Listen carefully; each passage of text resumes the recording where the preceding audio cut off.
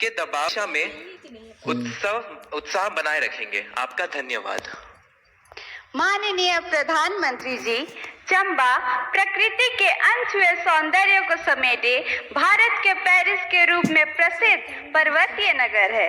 चंबा हिमाचल प्रदेश से आरुषि ठाकुर आभासी माध्यम से हमसे जुड़ रही हैं। आरुषि, कृपया अपना प्रश्न पूछें। माननीय प्रधानमंत्री जी, नमस्कार। मेरा नाम आरुषि ठाकुर है और मैं केंद्रीय विद्यालय बनीखेत ढलौजी, जिला चंबा की कक्षा 11वीं की छात्रा हूँ। माननीय, मेरा आपसे यह प्रश्न है कि परीक्षा के दौरान जो बात मुझे सबसे ज्यादा परेशान करती है वह यह है कि मैं पढ़ाई कहाँ से शुरू करूँ। मुझे हमेशा लगता है कि मैं सब कुछ भूल गई हूँ और मैं इसी के ही बारे में सोचती रहती हूँ, जो मुझे काफी तनाव देता है। कृपया कर मार्गदर्शन कीजिए। धन्यवाद सर। धन्यवाद आरुषि। माननीय प्रधानमंत्री जी, भारत में धान का कटोरा के नाम से प्रसिद्ध राज्य छत्तीसगढ़ की राजधानी है रायपुर। रायपुर की अदिति दीवान इसी समस्या पर अपनी मन की जिज्ञासा का समाधान चाहती है। अदिति, अपना प्रश्न पूछिए। माननीय प्रधानमंत्री जी, नमस्कार। मेरा नाम अदिति दीवान है और मैं कृष्णा पब्लिक स्कूल रायपुर छत्तीसगढ़ में कक्षा 12वीं की छात्रा हूँ। मेरा आपसे यह प्रश्न है कि मैं इस बात को लेकर चिंतित रहती हूँ कि मुझे बहुत कुछ करना है, लेकिन अंतिम तक मैं कुछ भी नहीं कर पाती हूँ, क्योंकि मेरे पास बहुत सारे कार्य होते हैं। यदि मैं अपना कोई कार्य समय पर पूरा कर भी लूँ तो और ज्यादा परेशान हो जाती हूँ, क्योंकि फिर अन्य कार्यों को करने में या तो बहुत ज्यादा देर लगा देती हूँ या तो उन्हें आगे तक के लिए टाल देती हूँ। मैं यह जानने के लिए उत्सुक हूँ कि मैं अपने सारे काम सही समय पर कैसे पूरे करूँ। धन्यवाद। धन्यवाद अदिति।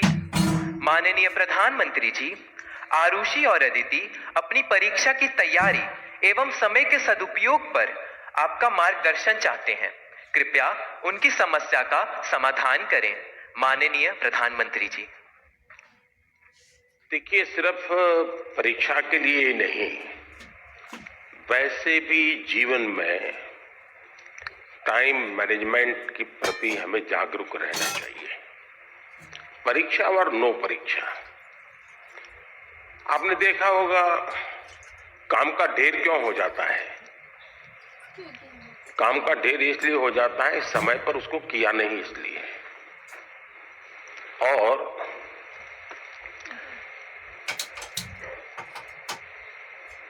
काम करने की कभी थकान नहीं होती है जी। काम करने से संतोष होता है, काम न करने से थकान लगती है। सामने दिखता है अरे इतना सारा काम, इतना सारा काम, और उसी की थकान लगती है। करना शुरू करें। दूसरा, आप कभी कागज पे अपना पेन पेंसिल लेके डायरी पे लिखिए। एक हफ्ते भर आप नोट कीजिए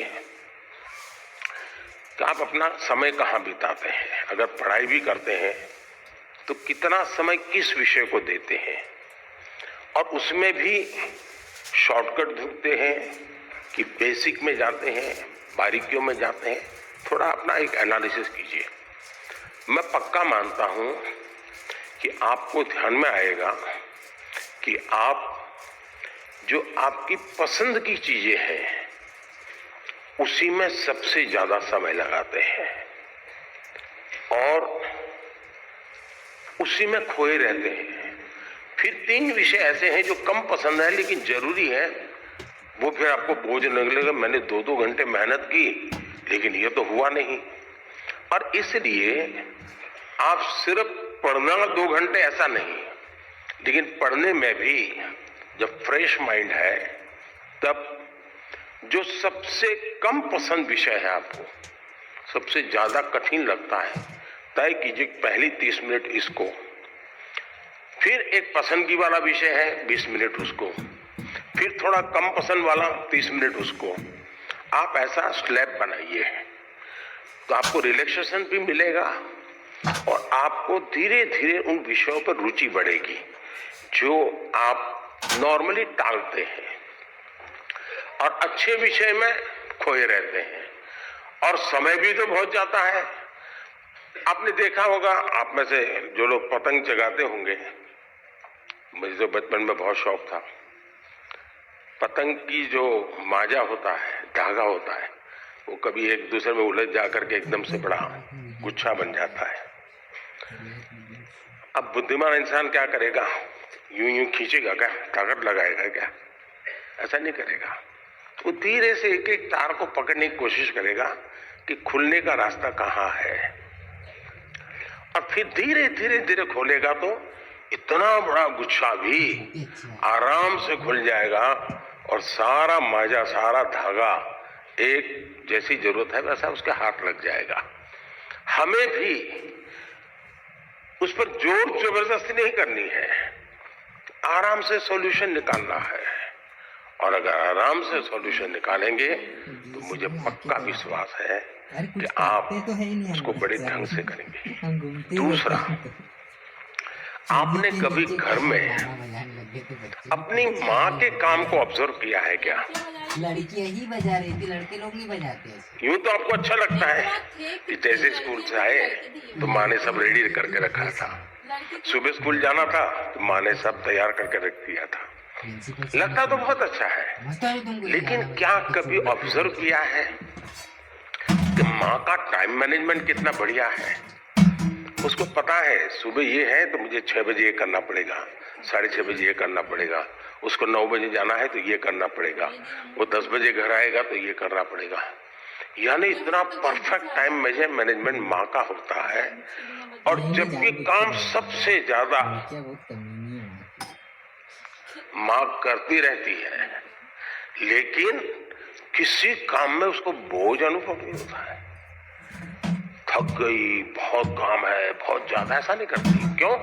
उसे मालूम है कि मुझे इतने घंटे में ये तो करना है। और जब एक्स्ट्रा टाइम मिलता है तब भी वो चुप नहीं बैठती, कुछ न कुछ अपना क्रिएटिव एक्टिविटी करती रहती है। सुई धागा लेके बैठ जाएगी, कुछ तो करती रहेगी, रिलैक्स करने के लिए भी उसने व्यवस्था रखती है।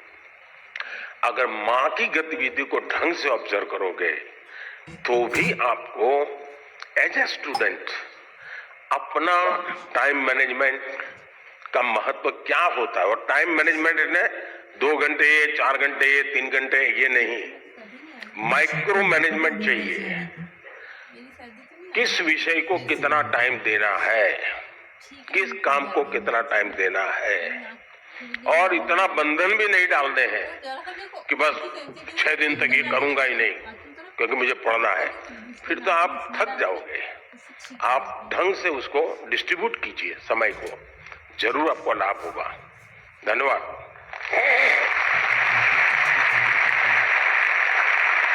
Thank you, Honorable Prime Minister, sir, for guiding us to be methodical and systematic in order to be an effective student. Honorable Prime Minister, sir, Rupesh Kashyap, hailing from Bastar district of Chhattisgarh, is known for his distinctive tribal art, the enchanting Chitrakoot waterfalls, and the finest quality of bamboo. Rupesh is present here with us and needs your advice on a topic that is of vital significance. Rupesh, please ask your question. Good morning, Honorable Prime Minister Sir.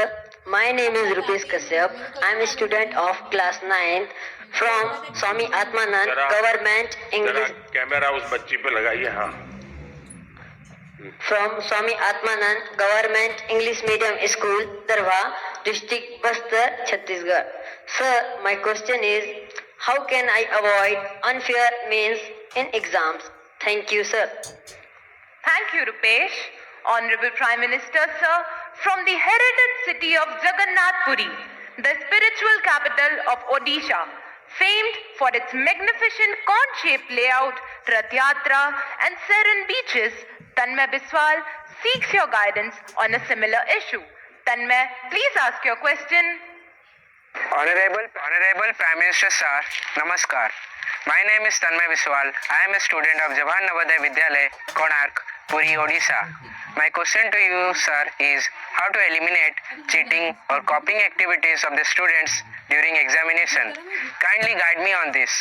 Thank you, sir. तन्मय, माननीय प्रधानमंत्री जी, रुपेश और तन्मय परीक्षा में अनुचित साधनों के प्रयोग से कैसे बचा जाए, इस विषय पर आपका मार्गदर्शन चाहते हैं श्रद्धेय प्रधानमंत्री जी। मुझे खुशी हुई कि हमारे विद्यार्थियों को भी ये लग रहा है कि परीक्षा में जो गलत प्रैक्टिसेस होती हैं, माल प्रैक्टिसेस होती हैं, उसका कोई रास्ता खोजना चाहिए। खास करके जो मेहनती विद्यार्थी होते हैं उनको जरूर इसका बहुत ही चिंता रहती है कि मैं इतनी मेहनत करता हूं और ये चोरी कर करके, कॉपी कर करके, नकल करके अपना गाड़ी चला लेता है। पहले भी शायद चोरी तो करते होंगे लोग, नकल तो करते होंगे, लेकिन छुप छुप करके करते होंगे। अब तो बड़े गर्व से कहते हैं आज सुपरवाइजर को बुद्धू बना दिया।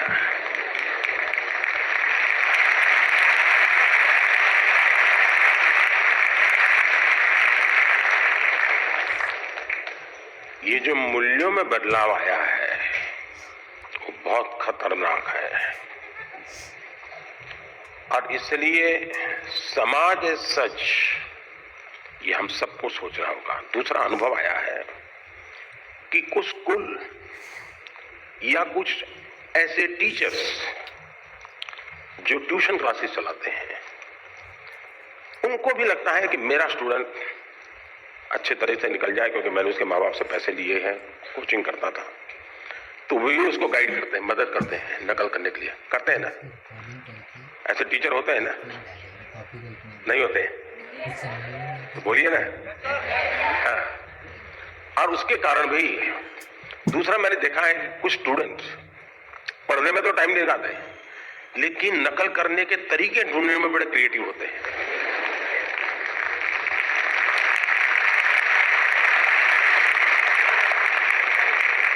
उसमें घंटे लगा देंगे, वो कापली बनाएंगे तो उसमें छोटे छोटे छोटे अक्षरों की बनाएंगे।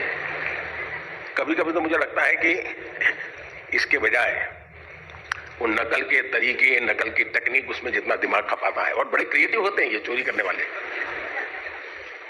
इसके बजाय अगर उतना ही समय उसी क्रिएटिविटी को, टैलेंट को सीखने में लगा देता तो शायद वो अच्छा कर पाता। किसी ने उसको गाइड करना चाहिए था, किसी ने उसको समझाना चाहिए था। दूसरा ये बात समझ के चले, अब जिंदगी बहुत बदल चुकी है, जगत बहुत बदल चुका है, और इसलिए ये बहुत आवश्यक है कि एक एग्जाम से निकले मतलब जिंदगी निकल गई, ये संभव नहीं है जी। आज आपको डगर डगर हर जगह पे कोई एग्जाम देनी पड़ती है, कितनी जगह पे नकल करोगे जी? और इसलिए जो नकल करने वाला है वो शायद एक आध दो एग्जाम तो निकल जाएगा, लेकिन जिंदगी कभी पार नहीं कर पाएगा।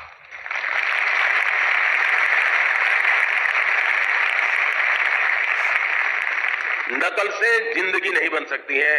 हो सकता है एग्जाम में मार्क्स इधर उधर करके ले आए, लेकिन कहीं न कहीं तो क्वेश्चनेबल होगा ही। और इसलिए ये वातावरण हमको बनाना होगा कि एक आध एग्जाम में तुमने नकल की, हो गया, तुम निकल गए, लेकिन आगे चल करके शायद तुम जिंदगी में फंसे रहोगे। दूसरा, जो विद्यार्थी कड़ी मेहनत करते हैं उनसे भी मैं कहूंगा कि आपकी मेहनत आपकी जिंदगी में रंग लाएगी। हो सकता है कोई ऐसा ही फालतू 2-4 मार्क्स आपसे ऊपर ले जाएगा, लेकिन वो कभी भी आपकी जिंदगी की रुकावट नहीं बन पाएगा। आपके भीतर की जो ताकत है, आपके भीतर की जो ताकत है, वही ताकत आपको आगे ले जाएगी। कृपा करके उसको तो फायदा हो गया, चलो मैं भी उस रास्ते पर चल पड़ूं, ऐसा कभी मत करना, कभी मत करना दोस्तों। एग्जामें तो आती हैं जाती हैं, हमें जिंदगी जीनी है, जी भर के जीनी है, जीतते जीतते जिंदगी जीनी है। और इसलिए हमें शॉर्टकट की तरफ नहीं जाना चाहिए। और आपको जानता है रेलवे स्टेशन पर आपने देखा होगा, हर रेलवे स्टेशन पे पटरी जहाँ होती है ना, वहाँ ब्रिज होता है, तुम लोग ब्रिज पे जाना पसंद नहीं करते, पटरी कूद करके जाते हैं। कोई कारण नहीं, ऐसे ही बस मजा आता है। तो वहां लिखा है shortcut will cut you short. इसलिए कोई अगर शॉर्टकट से कुछ कर लेता होगा, आप उसके टेंशन को पालिए मत, आप अपने आप को उससे मुक्त रखिए, आप अपने पर फोकस कीजिए, आपको अच्छा परिणाम मिलेगा। Are you lagging behind on the most critical updates happening around the world? Stay ahead with InShorts, India's #1 English news app. We provide news summaries in short.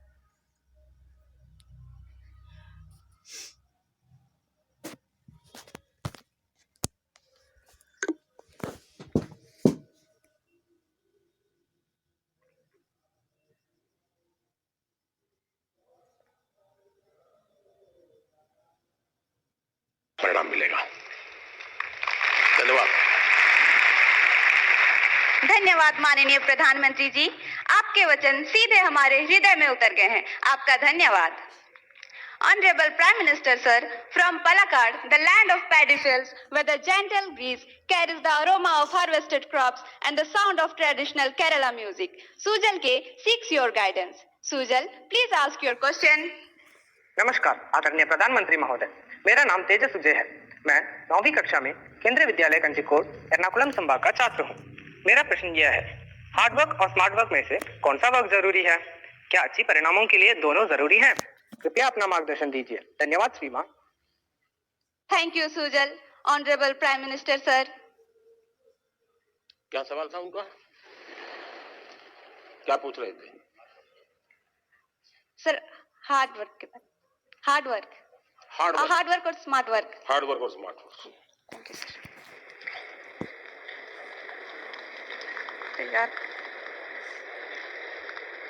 अच्छा, आपने बचपन में एक कथा पढ़ी होगी, सबने जरूर पढ़ी होगी, और इससे आप अंदाज लगा सकते हैं कि स्मार्ट वर्क क्या होता है, हार्ड वर्क क्या होता है। हम बचपन में थे तो एक कथा सुना पढ़ाते थे कि एक घड़े में पानी था, पानी जरा गहरा था और एक कौवा पानी पीना चाहता था, लेकिन अंदर वो पहुंच नहीं पाता था। तो उस कौवे ने छोटे छोटे कंकर उठा करके उस घड़े में डाले और धीरे धीरे पानी ऊपर आया और फिर उसने आराम से पानी पिया। सुना है ये कथा?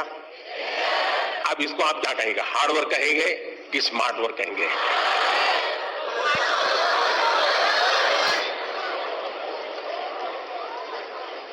और देखिए, ये जब कथा लिखी गई ना, तब स्ट्रॉ नहीं था, वरना एक कौवा बाजार में जाके स्ट्रॉ लेके आता। देखिए, कुछ लोग होते हैं जो हार्ड वर्क ही करते रहते हैं, कुछ लोग होते हैं जिनके जीवन में हार्ड वर्क का नामो निशान नहीं होता है, कुछ लोग होते हैं जो हार्डली स्मार्ट वर्क करते हैं, और कुछ लोग होते हैं जो स्मार्टली हार्ड वर्क करते हैं।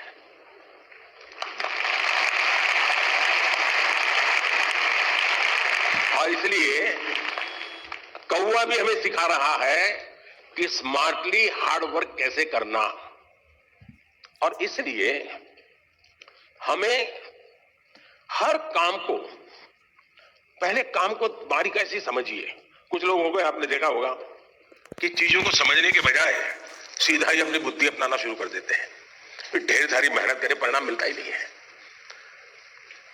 मुझे याद है, मैं बहुत पहले ट्राइबल बेल्ट में काम करता था, तो मुझे काफी इंटीरियर में जाना था। तो किसी ने हमें उस जमाने की जो पुरानी जीप होती थी, उसने व्यवस्था की कि आप उसको लेके जाइए